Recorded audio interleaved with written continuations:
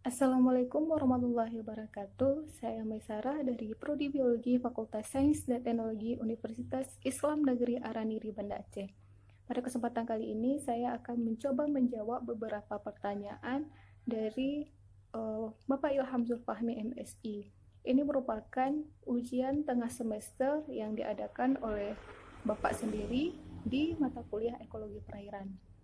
Langsung saja pertanyaan pertama, yaitu jelaskan perbedaan antara waduk dan dengan danau secara karakteristik dan ekologis. Secara karakteristik, danau merupakan air yang terbentuk secara alami. Waduk dilakukan pembangunan oleh manusia atau disebut dengan buatan. Danau biasanya terbentuk oleh glaster yang mencair, aliran sungai dan mata air. Waduk dibangun di lahan yang relatif lebih luas, lebih cenderung jauh dari keramaian. Secara ekologi, waduk merupakan kolam besar tempat penyimpanan air sediaan untuk berbagai kebutuhan. Danau menampung air yang berasal dari hujan, air tanah, dan air mineral. Sedangkan waduk merupakan sumber air yang berasal dari air hujan.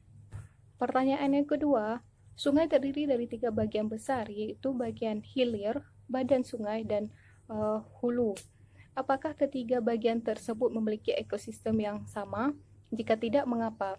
Menurut saya tidak, dikarenakan ketiga bagian ini memiliki ciri-ciri yang berbeda, sehingga menyebabkan ekosistem yang berbeda pula di ketiga bagian tersebut. Seperti hulu, awal airnya bermula dari aliran sungai yang memiliki arus yang sangat deras. Pengikisan saluran berbentuk 6, tidak ada endapan dan batu-batu yang masih sangat besar. Sedangkan di badan sungai terletak di daerah relatif daratan yang terdiri yang berciri arusnya tidak deras, daya erosinya berkurang, pengikisan lebih banyak terjadi dan banyaknya endapan. Sedangkan di bagian hilir yang mengalirkan air sungai ke laut memiliki ciri arus yang lambat, pengikisan atau erosi melambat, dan banyaknya pengendapan. Pertanyaan yang ketiga, yaitu jika tidak dikelola dengan baik, waduk berpotensi mengalami eutrofifikasi. Jelaskan mekanisme terjadinya eutrofifikasi tersebut dan apa dampak bagi biota perairan. Jawabannya yaitu kontaminasi bahan nitrat dan fosfor akibat aktivitas manusia yang terus-menerus yang berkisar antara 35 sampai 1000 mg per liter yang membutuhkan waktu yang sangat lama, berkisar antara ribuan tahun. Dampak dari terjadinya eutrofikasi ini yaitu penumbuhan alga yang sangat pesat, dan berbagai vegetasi dapat menguntungkan bagi fauna akuatik, dan plankton menjadi sangat lebat. Pertanyaan keempat yaitu melindungi ekosistem perairan adalah tanggung jawab seorang muslim. Benarkah pendapat ini? Sertakan dalilnya. Menurut saya benar, dikarenakan setiap ekosistem perairan itu merupakan tanggung jawab seorang khalifah untuk mengelola setiap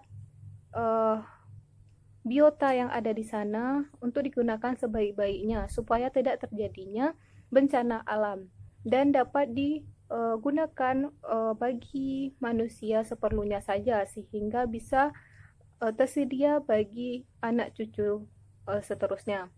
Dalil yang menyatakan bahwa ini benar yaitu dalam sebuah hadis Abu Daud yang berbunyi at-taqul mala'ina salasal baraza fil mawaridi wa qari'ati tariki wadilli, yang artinya hindarilah oleh kalian 3 hal terlaknat, yaitu buang hadas besar di sumber air, tengah jalan, dan tempat berteduh. Maksud sumber air di sini yaitu sumber air yang sedikit, sehingga di saat kita membuang hadas di sana, biota yang ada di tempat tersebut dapat tercemar. Pertanyaan nomor 5. Zona litoral danau lebih rentan terancam dibandingkan zona lainnya, sedangkan zona ini memiliki keanekaragaman yang tinggi. Benarkah pernyataan ini? Menurut saya jawabannya tidak, dikarenakan zona litoral danau ini berada di wilayah tepian danau dengan kondisi yang produktif dan menjadi habitat penting bagi biota danau. Sekian penjelasan dari saya, semoga bermanfaat dan mohon maaf apabila ada salah kata. Assalamualaikum warahmatullahi wabarakatuh.